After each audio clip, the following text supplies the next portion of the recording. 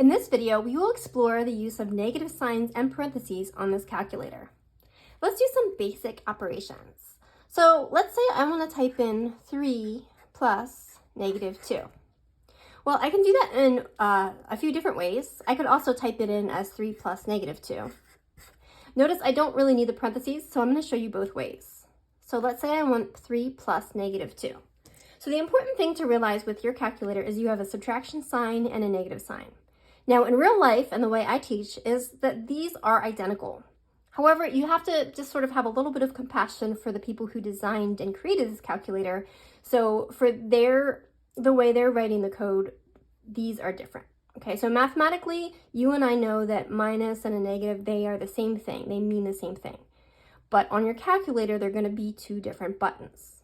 Okay, so if I want to make a number negative, I have to use this number. So let's hit negative and then 2. Okay, so that is correct. 3 plus negative 2 is 1, right? Because remember, this is really 3 minus 2.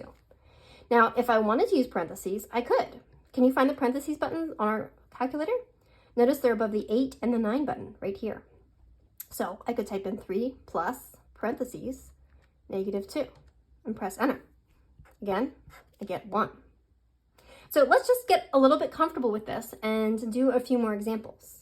What if I had negative 5 minus 2? How would I type that? Well, remember, if you have a negative sign right in front of a number, this is this button here. Again, you and I know that these are identical, but the calculator doesn't know that. Okay, so we're going to hit negative 5 minus 2.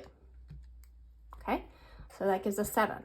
What if I had negative 5 minus negative 2? And again, I want to show you on the calculator that I can write it with or without parentheses. Okay, so let's start over. So I'm going to hit negative 5 minus negative 2. Okay, so that's going to give me 3. Negative 3. It's very hard to see over here. Okay, and again, if I wanted to, I could also type negative 5 minus negative 2. If I wanted to type it with parentheses, I could also do that. It is equally correct. Okay, so that is how you can use parentheses and the negative sign as well when you're using addition or subtraction. Let's see if it works just as well with multiplication. What if I have negative 3 times negative 2? So again, one way to do this would be to use parentheses. So let's type in, parentheses, negative 3, parentheses, and parentheses, negative 2.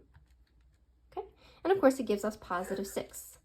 I wonder if we could enter the same thing and then use a multiplication sign instead. Let's see if that will work. So we'll hit negative 3 times negative 2. Notice this time I'm not using parentheses, I'm just using the multiplication symbol. And again, it does work. So again, you can use your parentheses and your negative sign, and you should be able to type in most problems just like this using addition, subtraction, multiplication, and we could even do division. So let's say I have negative 15 over negative 3. Can we type that in our calculator? Let's see. Well, we're going to hit negative 15. Remember, this is a division symbol. Fractions are division. So divided by negative 3. And of course, that gives us positive 5.